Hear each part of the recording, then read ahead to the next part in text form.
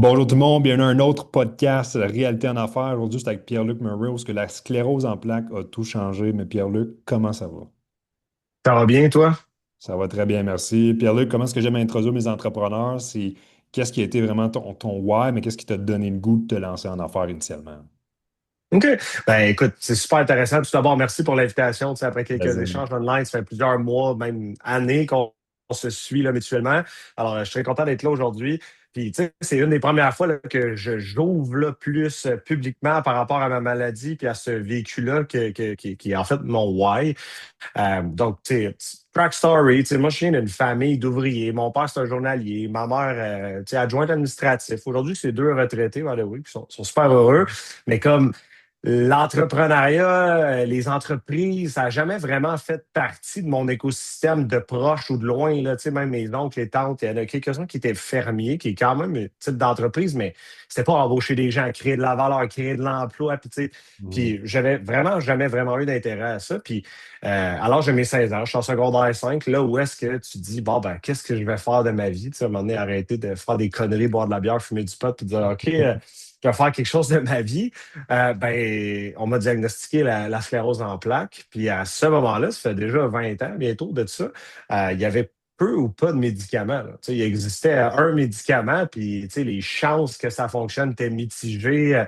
Alors, mon avenir était vraiment incertaine, parce que pour vous mettre en contexte, j'ai paralysé du côté droit au complet. Là. Ma main droite, c'était comme un morceau de bois. Là. Je ne sais plus capable de rien prendre. Là. Je travaillais dans un IGA, puis chaque fois que je prenais un objet, je l'échappais. Là. Une bouteille de vin, je l'échappais. Une douzaine d'œufs, je l'échappais. Fait que j'ai dû arrêter le travail. J'ai perdu de façon partielle la vision de l'œil droit, puis le pied droit commençait à perdre de ses fonctions. Fait que je commençais à avoir une boiterie, etc.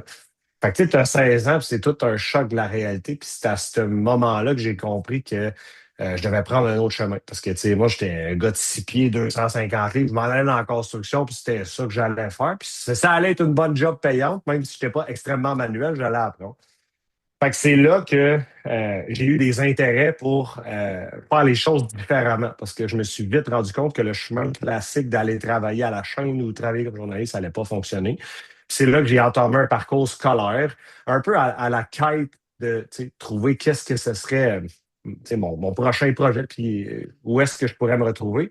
Puis j'ai toujours eu un talent charismatique. Là. C'était toujours le gars qui se faisait punir en classe parce que je parlais trop, puis je gossais tout le monde. Puis, tu sais. Fait que je savais que j'avais un talent pour communiquer, puis c'est là que je me suis lancé dans l'univers de la vente. Puis un jour, je me cherchais une job, puis écoute, c'était drôle, là, parce que là, pour les plus jeunes, ils vont rire, là, mais je checkais sur Kijiji les offres d'emploi. OK?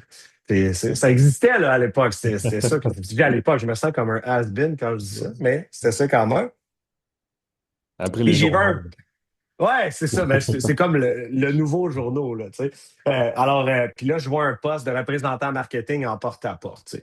Puis c'est là que je postule pour l'emploi. Puis le représentant marketing, finalement, c'était juste faire du porte-à-porte pour trouver des estimations pour du lavage de vitres, mais sous un nomenclature ou des mots Ouais. différents. Fait que finalement, je suis rentré là. Puis je suis rentré en bas de l'échelle à cogner des portes. Puis très, très rapidement, j'étais déjà à 100 pièces de l'heure. Puis là, je parle de, il y a comme 20 ans de tout ça, là. Puis c'était fou comment je suis tombé en amour avec la vente, l'entrepreneuriat, puis c'est là que j'ai monté les échelons. Puis quelques mois plus tard, bon, on s'est associés, moi et le propriétaire de l'entreprise à ce moment-là. Puis on a fait la première année 275 000 de chiffre d'affaires en lavage de vide dans une des régions les plus pauvres au Québec. Là, on était dans Shawinigan, Trois-Rivières. Puis on a réussi à faire une superbe business. Là, je parle de comme 2012, 2011.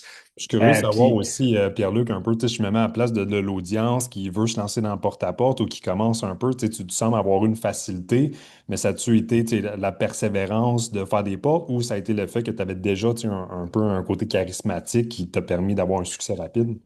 deux choses qui est excessivement drôle. D'un, le côté charismatique, mais le deuxième, c'est que moi, me faire dire non, ça n'a jamais vraiment rentré en ligne de cause. Tu sais. Fait que le rejet, le refus, ça m'a vraiment jamais affecté. Pour elle, là, I don't really care. Fait que si ça ne m'intéresse pas, puis à la limite, c'est comme quand il me disait non, j'étais comme non, mais genre, je comprenais pas. Fait que je m'y reprenais d'une autre façon, puis j'arrivais à l'en chercher comme ça. Tu sais. Fait que J'ose croire que je crois l'avoir eu facile pour être honnête, puis je suis désolé pour tous ceux qui arrachent leur vie au porte-à-porte, mais moi, j'ai jamais eu de difficulté. Tu sais, puis moi, je suis le genre de gars que la clôture est sur le côté, puis je vois le bon en arrière, je rouvre la clôture, je m'en vais en arrière, puis je jase, puis tu sais, puis ça fâchait à la limite mes collègues à l'époque, parce que moi, je faisais du porte-à-porte en gogoon, en t-shirt, puis en short. J'avais de l'air d'un chum de gars qui arrivait à un six-pack, mais finalement, je sortais de là avec un contrat à 600 pièces. Ça a toujours été très naturel pour moi. Puis c'est ce skills-là que j'ai poussé au maximum. Puis dans le fond, c'est ce qui m'a amené dans l'entrepreneuriat. Fait que, tu sais, pour ceux qui font des pas, je pense que ça prend une bonne dose de résilience, puis qu'à un moment donné, ben, le refus, il faut juste qu'il coule tu sais, dans le dos. Mais je sais que c'est pas tout le monde qui a ça inné puis que ça les affecte. Moi, ça m'a comme pas vraiment accepté parce que le numbers game finit toujours par payer. Puis j'aime dire que je suis un entrepreneur paresseux. OK? C'est un peu drôle et paradoxal, mais essentiellement, je faisais peu d'efforts pour avoir énormément de rendement. J'étais capable de segmenter mon marché aux portes pour savoir quoi cogner, à quel moment, puis optimiser ça. Alors qu'il y en a qui en 8 heures de porte faisaient les mêmes stats que moi je faisais en 45 minutes, une heure et demie. Tu sais. Fait que c'est comment tu peux optimiser la ressource puis optimiser les efforts pour avoir un meilleur rendement. C'est des variables que je croisais déjà à l'âge de 18 ans, 19 ans. Tu sais, puis que je ne comprenais pas ce que ça voulait dire. Aujourd'hui, je comprends dans des termes théoriques. C'est ce que je faisais quand je le regarde avec du recul. Fait au final, après le lavage de vide, je me suis lancé dans les systèmes d'alarme et les maisons intelligentes. Puis en ce moment, là, tu sais, à cette époque-là, il y avait deux chemins. Je me lançais soit dans les thermopompes ou dans le système d'alarme et les maisons intelligentes. Puis avec du recul, je ne regrette pas du tout mon choix. Parce que l'industrie des pompes était contaminée par les gens qui passaient dans le journal de Montréal, les fraudes qui étaient subséquentes, qu'aujourd'hui, même le gouvernement du Québec a dû sévir et passer des lois pour empêcher le porte-à-porte, alors que dans l'alarme, on était dans une industrie de vieux bonhommes, que moi j'aime appeler dire toutes des têtes blanches, c'était tous des vieux joueurs. Fait qu'on est rentré avec un vent de fraîcheur. Puis en moins de quelques mois, on s'est positionné dans les meilleurs joueurs au Canada au porte-à-porte. Là, tu sais. Fait que voilà. Fait que de fil en aiguille, c'est comme ça que les portes m'auront amené à un niveau confortable en entrepreneuriat pour que je lâche les portes. Fait que c'est pendant 5 ans, j'ai lâché les portes. Et aujourd'hui, ben, tu sais, pour ceux qui me suivent un peu, ben, je suis propriétaire de H2H Academy. Je suis cofondateur avec mon partenaire Nicolas Aubin. Et je suis actionnaire avec Anthony Castonguay dans Les Planchanges. Donc, c'est une agence web de marketing de construction. Puis, je suis encore propriétaire à 100% de résidentiel maison intelligente. Fait que mon objectif a été de travailler le moins possible et de générer le plus de rendement possible, mais que mon impact et mon effort soit de moins en moins important avec le temps. Mhm. Fait que c'est comme une assurance maladie grave ou une assurance invalidité que je me suis créée pour que ma fille et ma femme soient toujours bien, même si moi, ça va pas bien.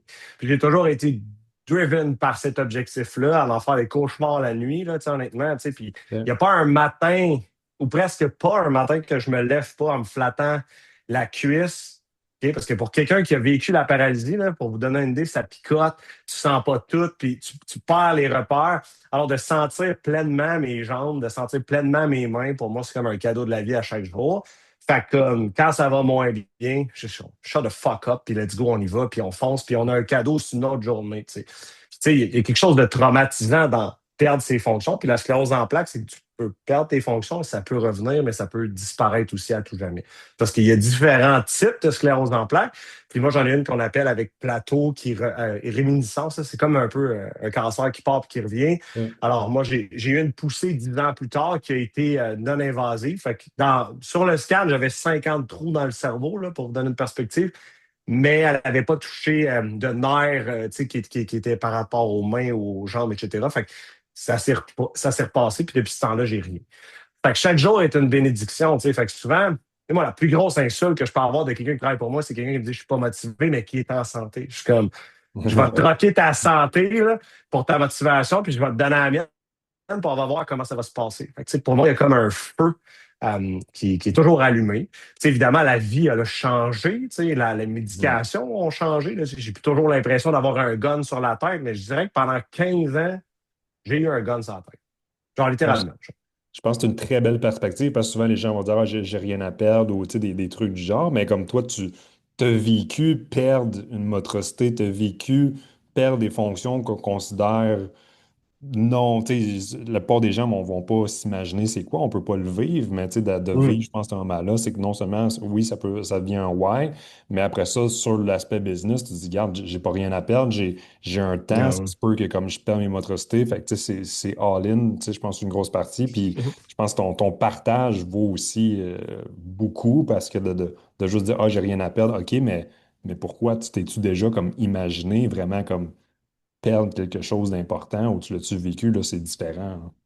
Ouais, exact. Puis c'est difficile d'expliquer ça à quelqu'un. Puis souvent, quand je parle des entrevues avec des vendeurs, en l'occurrence, je cherche des exemples de résilience. Je veux voir. Tu sais, si tu me dis, ah ben moi, j'ai échoué mes mathématiques en secondaire 4, si je suis comme, t'as pas probablement pas le profil de l'emploi pour ce qui t'attend, là, tu vas te faire dire non 150 fois par jour. Tu sais. Et quand la vie a dit, one minute, tu sais, quelqu'un qui revient du cancer, quelqu'un qui a perdu 150 livres d'obésité morbide, moi, je veux, ou quelqu'un qui s'est fait battre toute son enfance, puis qui est comme, il y a un comeback kid. Ça, c'est des profils que je recherche. C'est du monde qui ont la peau dure, puis qui sont capables. Puis, tu sais, chez nous, chez H2H, c'est ça la culture, là. Mon directeur des ventes, une machine de guerre. Ça se laisse jamais abattre. Puis, à un moment donné, tu sais, pour vous faire rire, mon surnom dans H2H, c'est Monsieur 2 par 4. Tu sais, ils m'ont même fait un 2 par 4 à Noël l'année passée. Puis c'est mon surnom. Puis la raison est simple, c'est qu'on ne tolère pas la médiocrité. On a un niveau d'excellence qui doit être vraiment élevé. Puis ça vient avec des habitudes de vie, puis des habitudes au day-to-day qui doivent être élevées. Puis on est exigeant envers nous-mêmes, tu sais, dans l'histoire.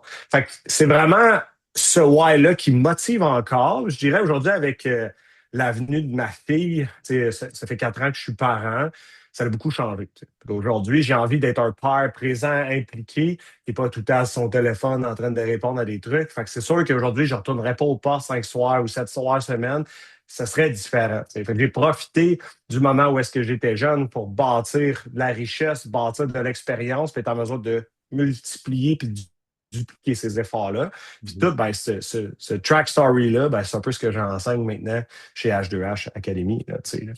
Quelqu'un Fait qui que voilà un serait peu peut-être le. nouveau, qui ne te suit pas depuis longtemps, Pierre-Luc, H2H, tu sais, ça consiste à quoi? C'est quoi l'objectif là, à la fin de la journée?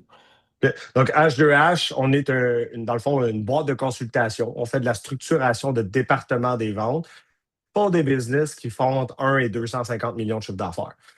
Fait qu'on a de l'ultra grosse corporation, puis on a de la petite corporation. Puis notre objectif, que tu n'aies pas de vendeurs, que tu aies des vendeurs, c'est de venir structurer chacune des petites lignes de ton département des ventes pour que tu comprennes tes KPI, tes contrats de travail, comment recruter, comment former, comment faire les meetings. Puis c'est quoi un processus de vente, c'est quoi un script de prospection. Puis on va vraiment dans la profondeur, puis on vient consulter et implanter le changement, puis au passage, on va te coacher pour que tu performes. Tu sais, fait que on le prend de manière plus globale, puis on prend ces mandats-là, puis on les fait tu sais, s'accélérer. Donc, il y a une croissance de revenus, il y a une augmentation du taux de closing, on embauche, on crée des happy problems, ce que j'aime dire. Donc, Mhm. les opérations viennent plus problématiques parce que là, on accentue les ventes, etc. Puis, on peut continuer à accompagner ces gens-là. Tu sais. Fait que souvent, ça, c'est une phase préliminaire. Puis après ça, ben, tu sais, il y a des gens qui me payent pour être juste sur le board. Donc, une fois au trimestre, je m'en vais donner mes recommandations sur les problématiques. Il y en a qui nous payent juste pour pouvoir nous appeler quand ils ont besoin de nous parler. Il y a plein de choses. J'ai des clients qui sont avec nous depuis 36 mois puis qui nous payent à chaque mois parce qu'ils veulent nous avoir dans leur écosystème. Puis par la bande, ben, la communauté H2H se génère les clients entre eux. Là, tu sais. On arrive à 1000 mandats de réaliser dans 30 pays différents. Là, tu sais. Wow. Tu sais, on a aidé un producteur de tomates à Genève à commercialiser ses tomates en B2B. On a aidé un producteur de robots pour traire les vaches à commercialiser ses robots au Japon par le biais de LinkedIn. Il y a des choses un peu fucked up qu'on a faites, mais ça reste qu'à la base, c'est commercialiser un produit, comment le vendre, puis on vient connecter les dots, que tout ça fonctionne, puis que la personne ait la visibilité nécessaire pour pouvoir gérer son entreprise. Fait que ça, c'est ce qu'on fait dans H2H, mais on n'a pas un créneau d'expertise. On ne fait pas juste des courtiers immobiliers ou juste des consciences financières. Puis honnêtement, une petite chance, parce qu'au début, ce qu'on s'était fait dire, c'est que tu devrais juste te concentrer dans une niche. Nous, ce qu'on a attaqué, c'est attaquer le problème, les ventes, le développement des affaires et là, aujourd'hui, la structure. Puis on ne se ferme pas les portes. Tu sais. Puis mon expérience entrepreneuriale m'aura apporté à très rapidement être capable de communiquer avec n'importe quel type d'entreprise puis être capable de comprendre Mais c'est bon. variété. C'est ça, c'est bon que tu dises ça parce qu'à la fin de la journée, tu sais, oui, des fois, on va entendre souvent l'entrepreneur, ah, trouve ton avatar, ton client cible, mais votre approche qui est très bonne aussi de dire, ben, on veut trouver vraiment le problème de la business, c'est concentrer là-dessus, puis par défaut, ben, tu sais, on est capable d'aller chercher une grande clientèle par la suite. Ouais. Ben, en fait, tu vois, ça dépend. Ma recommandation va souvent aller dans deux directions. Ça dépend de la taille de la niche. Tu sais, parce que pour un conseiller en sécurité financière, je vais souvent dire, ben, niche-toi dans un créneau avec un bassin suffisant. Là, tu sais, genre une niche de 12 personnes, c'est pas accurate, mais tu sais, s'ils sont 3 4 000, c'est une niche quand même intéressante à aller nurture, puis travailler, puis bâtir une expertise dans ce créneau-là. Parce que dans votre domaine, si tu as 100 clients avec 1 million, ça fait 100 millions sous gestion, tu ne vas pas faire une vie misérable, ça va bien aller. Tu sais, ça devrait être ça le main focus tant qu'à moi. Tu sais, parce que des conseillers, on a coaché plus de 200. Là, puis c'était toujours ça ma recommandation. C'est Ouais. trouve-toi une niche client avec un haut potentiel de rendement, puis tape dessus, c'était épais égal, puis à un moment donné, le clou, il va rentrer. Il va rentrer. C'est comme ça qu'on bâtit une expertise. Tu sais. Alors que souvent, ce qu'on voit, c'est des conseillers qui parlent à gauche, à droite, à plein de monde, qui se bâtissent un gros bout de faible valeur, qui sont overwhelmed parce que, genre, ils travaillent plein d'heures pour faire des placements dans un R3E à 40$ par mois, puis, genre, ils font même pas 3$ de l'heure ou 2$ de l'heure. Fait que c'est souvent mes recommandations, tu sais, de pousser une niche avec un gros rendement. Mais maintenant, on ne fait plus de solopreneurs puis de petites entreprises. Là, c'est juste la corporation avec des équipes de vente. Puis c'est là aussi qu'on a le plus gros impact. Tu sais. Parce qu'augmenter un taux de closing de 3% d'une compagnie qui fait 50 millions de chiffre d'affaires, là, c'est pas long que je suis le meilleur ami du gars, là, tu comprends? Là? Tu sais, si j'ai fait faire 3 millions de profit de plus cette année, man, je suis fucking un sauveur pour lui, tu comprends? Ça fait 10 ans qu'il a de la misère, il est en stagnation, on arrive, on fait juste quelques modifications, puis ça accélère. 3%, c'est rien. Tu sais. Un travailleur autonome, si j'augmente son taux de closing de 30%, il va peut-être faire juste 10 000 de plus cette année. Which is not pretty good. Tu sais. Fait que c'est le positionnement qu'on a choisi. Fait que ça, c'est dans H2H. Puis les plans change, ben, c'est une agence de marketing de construction. Donc, on aide les compagnies de construction à générer des leads, à mieux les vendre, puis on fait de l'implantation technologique aussi avec eux, là, au passage. Fait que ça, c'est un peu le big picture, là, tu sais. Ouais, pendant de big picture, puis aussi, je suis souvent, je suis curieux aussi d'échanger avec les entrepreneurs qui ont plusieurs compagnies, parce que des fois, ils vont dire, Crime, Pierre-Luc, tu as trois business différents, j'en ai une, puis on dirait que je vais perdre la tête. Je pense que la Mhm, force, on en a parlé un petit peu, mais c'est oui, de mettre les bonnes personnes aux bonnes places, mais après ça, tu sais, t'es niché dans H2H, tu sais, c'est ta force, puis c'est là que tu peux mettre plus de valeur aussi. mhm. Ouais, exactement. Puis, tu sais, ce à quoi je réponds à ces gens-là, c'est structure-toi.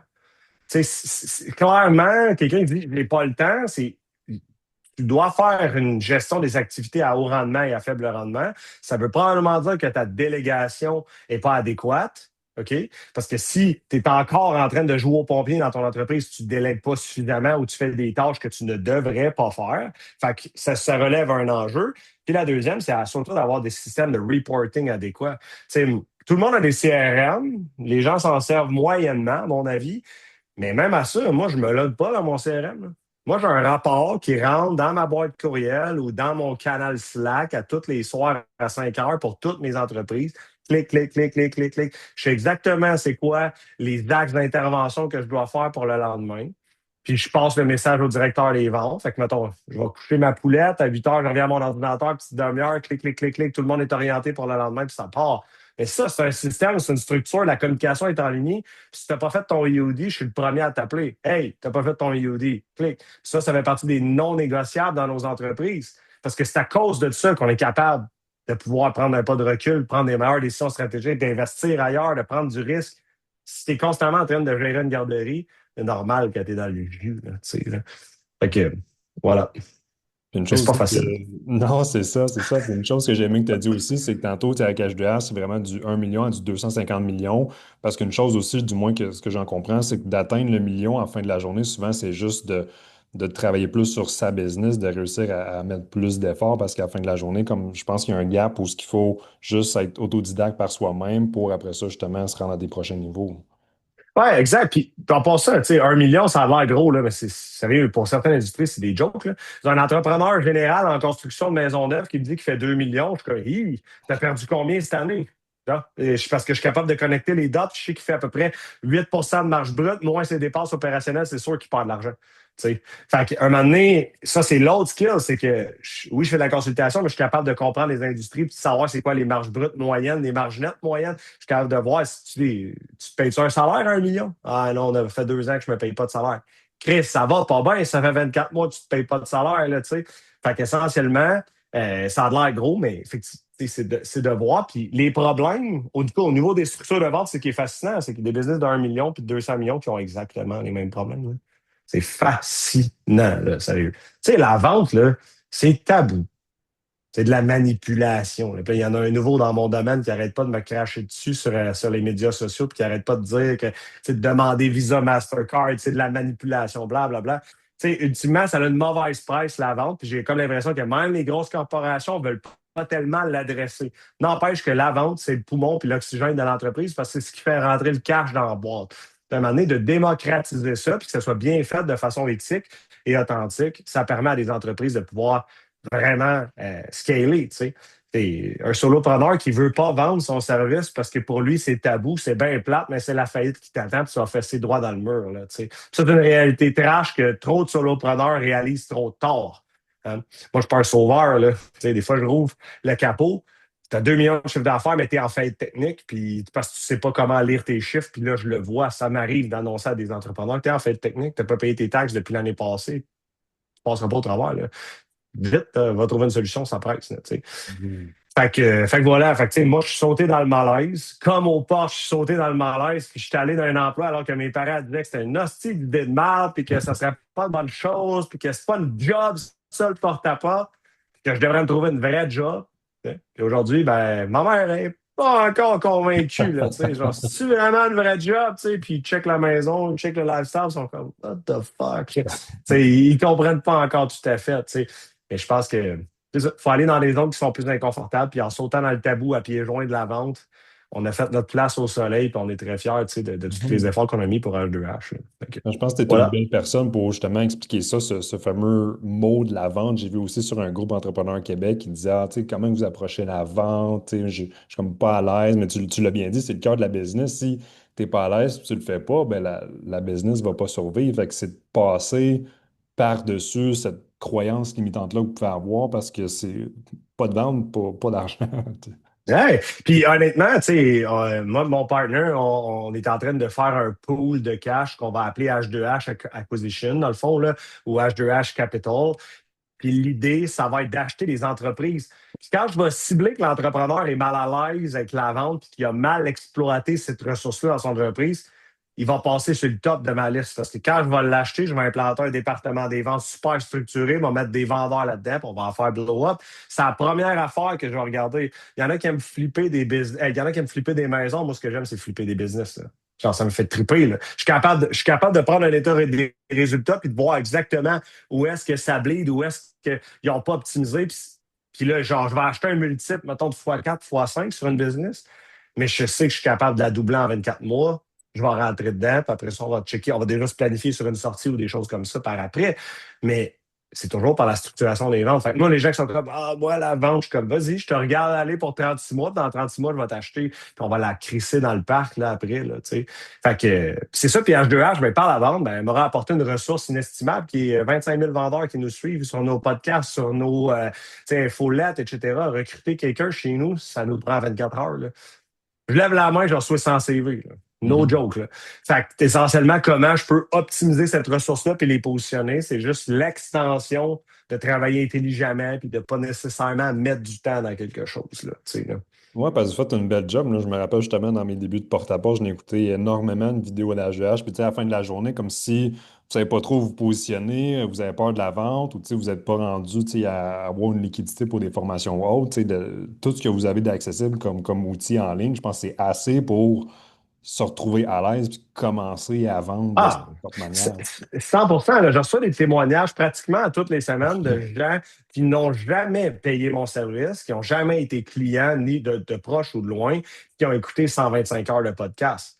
Puis ça, c'est sans compter les vieux lives que j'ai, puis les pièces de contenu, puis les outils. Même dans nos ads, il y a des gens qui sont comme ça, n'a pas de bon sens, les outils gratuits que vous donnez. J'ai créé de la valeur pas possible dans mon business. Fait que, tu sais, par la base, c'est un peu ma job, là, c'est de redorer le blason de la vente.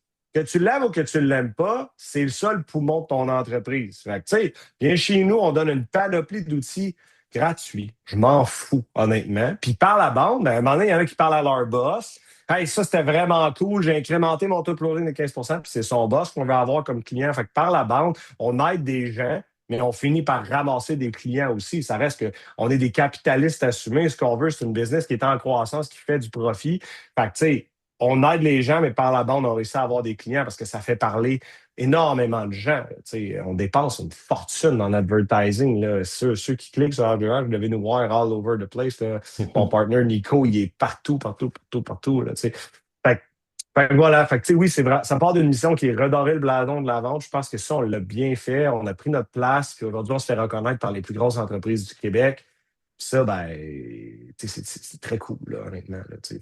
Fait Mhm. que, c'est aussi ça. Ça, je pense, dans votre domaine, même au Québec, il n'y en a pas beaucoup qui sont à l'aise de parler de la vente parce que je reviens peut-être sur le sujet du fameux fait que c'est tabou, mais vous êtes tu sais, des gens qui sont hyper transparents puis qui parlent beaucoup de ça parce qu'à la fin de la journée, c'est le nerf de la guerre, je pense, Ouais. qui peut passer par-dessus ça. Puis tous les outils que vous avez, je pense que c'est une bime pour les gens qui ont besoin de ce support-là aussi. Ouais, ben, en fait, on a un compétiteur actuellement. OK. OK? Puis son angle, c'est de briser ce qu'on fait. D'essayer d'aller chercher les clients qui n'abordent pas dans notre sens. Sinon, mon compétiteur officiel, c'est la BDC. Hmm. Genre, en pitch, je pitch contre la BDC. Tu sais, et moi, je trouve ça quand même fucking nice. Là. Puis quand j'en gagne un, je suis comme une entreprise privée qui gagne par-dessus la BDC.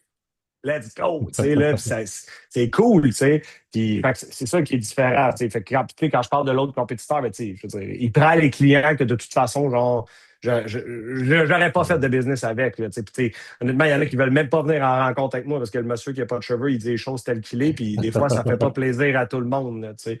Fait que voilà, fait que c'est ça, tu sais. Puis, ce que j'allais dire tantôt, c'est que tu sais, oui, il y a eu la sclérose en plaques qui a mobilisé quelque chose. Puis à la base, j'ai toujours eu quelqu'un qui avait une énergie puis un feu. Là, tu sais. J'ai eu 13 ans de psychothérapie avec ma psychologue. Puis pendant 13 ans, mettons, pendant 7-8 ans, à penser que j'étais bipolaire, ben, honnêtement. Et les gars, tu vas tomber en dépression. À un moment donné, ça n'a pas de bon sens, les prises de risques que tu fais. Tu sais, à un moment donné, j'avais mis ma maison en garantie pour acheter des actions. Je m'étais mis dans le jus, mais tu sais, j'avais dit à ma femme actuelle, j'étais comme si on fait ces moves-là, là, plus tard, on va être ailleurs. Tu sais, puis aujourd'hui, plus tard, ben, on est vraiment Mhm. ailleurs, puis ça a marché.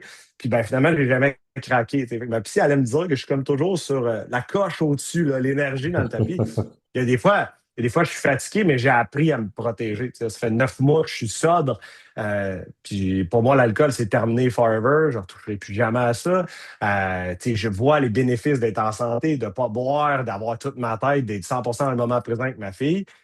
Fait, fait que voilà. Puis tu vois, ma fille, c'est le nouveau why. Tu sais. Genre, Mhm. sérieux, pour n'importe quel entrepreneur, c'est un conseil que j'ai trouvé, que je trouvais pas un peu farfelu, mais un peu. Là, quand j'étais plus jeune, genre, je voyais tu sais, les influenceurs USA qui disaient tu sais, d'être en couple, d'être stable, d'avoir une famille, c'est important. Puis je voyais ça comme d'un point de vue très loin.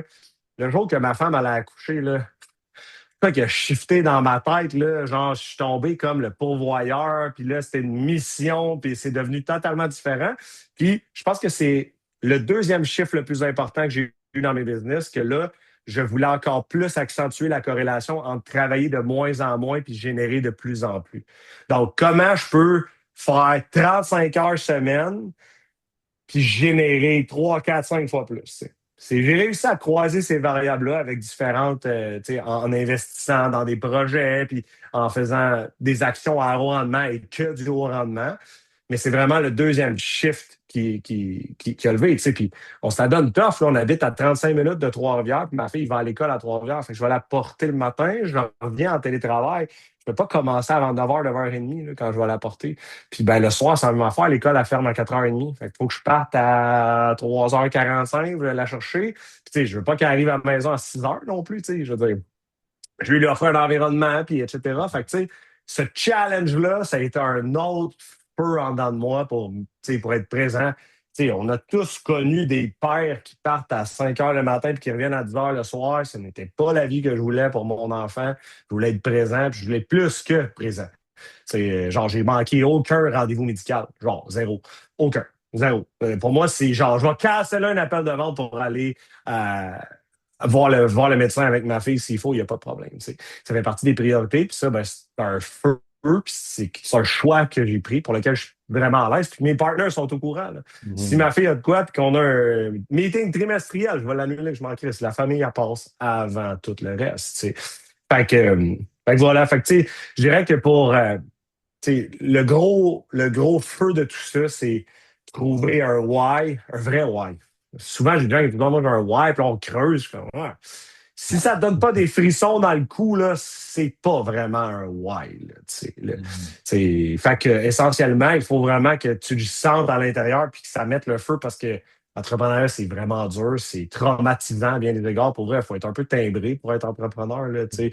Genre, le pire insulte que tu peux me faire, c'est de me dire, ah, toi, t'es chanceux. Comme, je vais te passer mes culottes, là, après moi, tu te rends pas à mercredi, t'es en dépression. Là, tu sais. Fait qu'essentiellement, fait que c'est ça. Tu sais. Fait que la résilience, être capable de rebondir puis de se connecter au why, c'est probablement l'élément qui m'a Mhm. permis de plus de rebondir puis de me remettre sur mes pattes puis de continuer à me battre pour que ça marche encore. Là, tu sais, là. Mais j'aime beaucoup, tu sais, tu partages l'aspect famille parce qu'on a entendu des histoires des entrepreneurs, ils ont comme dit, ah, moi, je vais travailler fort pour que ma famille ait une vie, mais à la fin de la journée, comme brime la vie de la famille parce qu'ils essayent d'être Mm. partout. Mais je Ouais. pense que ça, c'est, tu sais, avec les entrepreneurs que j'ai discuté qui ont eu beaucoup de succès, c'est qu'ils ont mis leur temps qui est plus restreint, ils ont mis des conditions que je passe mon temps avec ma famille, mais dans les périodes qui travaillent, Mhm. ça y va, là. Tu sais, on met les Mm. priorités aux bonnes places, puis comme il n'y a pas de temps perdu, là. Je pense que c'est une belle façon de l'expliquer pour les entrepreneurs, des fois, qui veulent dire je suis all-in, puis ils oublient la famille. Tu sais, soyez conscients, puis je pense qu'à la fin de la journée, comme il y a des entrepreneurs qui ont du succès, puis qui sont capables de combiner les deux, là.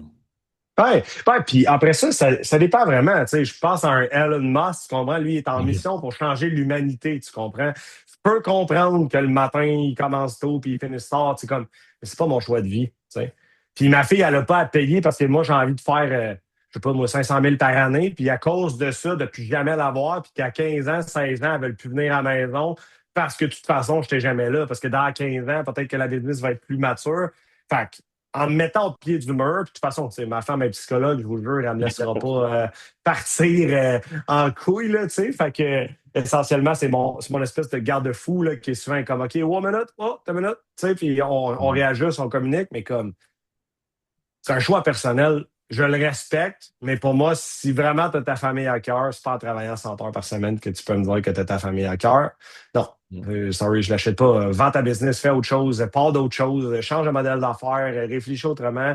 Mais il y en existe des modèles d'affaires que tu n'as pas besoin de travailler 100 heures par semaine. Là, tu sais. Après ça, ça peut être une phase. Là, tu sais, j'ai des chums qui sont en construction. L'été, c'est heavy metal. Puis après ça, à l'automne, l'hiver, c'est plus tranquille. Tu sais, Mhm. ça peut être des spikes, mais tu sais, 7 ans en ligne, 7 jours sur Ouais. 7, c'est parce que tu t'optimises pas, c'est parce que tu ne délègues pas, c'est parce que tu n'as pas les bonnes personnes. Genre, quand tu te regardes dans le miroir, là, il est où le problème? Il est probablement à 6 pouces du miroir, là, parce qu'essentiellement, c'est challengeant à entendre, mais ça se peut pas que ça dure 7-8 ans, ton marasme puis ton épreuve. Là. Ça se peut que ça soit dur 6-8 mois, c'est correct. À un moment donné, il faut que les choses se placent, il faut se challenger, il faut évoluer, il faut avancer. Puis c'est pour ça que les gens m'appellent Monsieur 2 par 4 parce que, je vais te le dire, moi, c'est ça le problème. Il est là, tu sais. Mhm. Fait que, Non, puis avec tout ce qu'on dit, là, Pierre-Luc, tu sais, j'ai une chose que j'aime discuter avec les entrepreneurs, ou du moins que j'aimerais terminer là, l'épisode, c'est sur le conseil, là, l'entrepreneur qui nous écoute depuis les dernières 40 minutes. Qu'est-ce que tu aimerais que cet entrepreneur-là retienne de notre épisode aujourd'hui, là? ben, deux choses, pas une. OK? C'est bon. Donc, la vente, c'est le skill que tu dois absolument masteriser. Et deux, euh, trouve ton why, un vrai. Parce que si en ce moment ça va bien, no shit Sherlock, ça va finir par mal aller. C'est ça l'entreprise. J'ai des clients qui ça fait 30 ans que ça va bien, puis qui sont dans le domaine de l'acier. Puis que là, le monsieur au toupette blond, l'autre bord, il décide qu'il crise des tarifs, puis que ces gars-là, ça fait 30 ans qu'ils font du cash comme de l'eau, puis là, tout lâche. Tu sais? Fait que ça va finir par mal aller. Puis si tu veux être un bon capitaine, il faut que tu sois en contrôle de tes émotions, que tu sois capable de rebondir. Fait qu'un why fort, puis masteriser les ventes, parce que les ventes, si tout le monde te laisse tomber dans ton équipe de vente, mais que toi, tu sais vendre, tu vas aller sauver la barque, puis tu vas repartir le bateau, puis tu vas avancer. Fait que c'est ça mes deux recommandations.